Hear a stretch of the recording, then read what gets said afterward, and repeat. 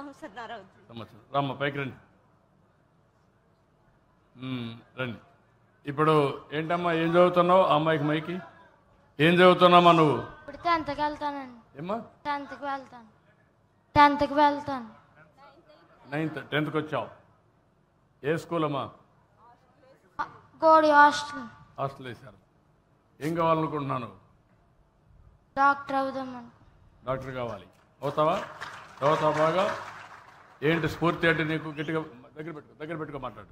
దగ్గర పెట్టుకో. అటు చూడమా, అటు చూసి మాట చదువుకుంటున్నావు కదా బాగా. నువ్వు ధైర్యంగా ఉండాలా. మాట్లాడు. దగ్గర పెట్టుకో. మైక్ పెట్టు. ఏంటి డాక్టర్ కావాలని ఎందుకు ఆలోచన వచ్చింది? పేద పిల్లలకి అందరికీ హెల్ప్ చేద్దాం అనుకుంటున్నాను. ఓకే అమ్మా. రెండో పాప నువ్వమ్మా? 8th క్లాస్కి వెళ్తాను. 8th క్లాస్ అమ్మా. బాగా చదువుకుంటున్నావా? ఏం కావాలని? ఐపీఎస్. ఐపీఎస్. ఏంటమ్మా ఎందుకు ఎంపిక చేసుకున్నావమ్మా? ఎందుకు అనుకున్నావు ఐపీఎస్ కావాలని? ఎందుకు ఆలోచించావు?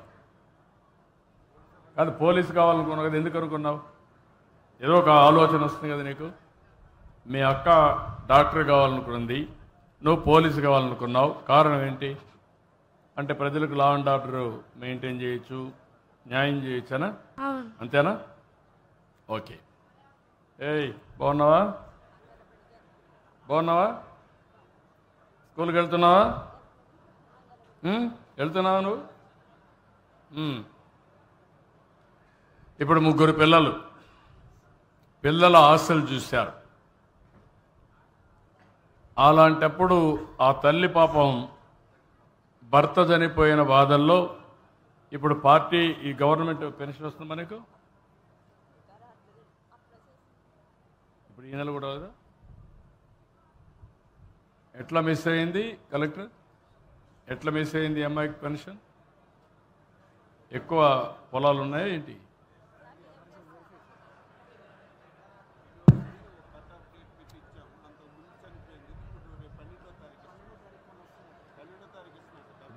నిన్న ఇచ్చినట్టు 70,000 ఇంకా ఇవ్వలేదు. ఓకే, అందులో ఉందా? ఓకే. ఇప్పుడు ఇలాంటి వాళ్ళకు కొన్ని మిస్ అయినాయి. నేను వచ్చినప్పటి నుంచి ఇస్తున్నాం. అంత మునుపు కొన్ని వచ్చాయి, వాళ్ళకు కూడా ఇమ్మన్నాను.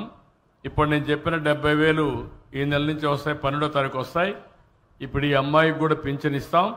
4,000 రూపాయలు పింఛన్ వస్తుందని చెప్పి మీ అందరికి హామీ ఇస్తున్నా. అది కాకుండా ఇప్పుడు ఇక్కడ మార్గదర్శులు ఉన్నారు. భూమి ఉందమ్మా నీకు? ఏమి ఇల్లు అద్దెకుంటా ఉంది, ఇల్లు కూడా లేదు.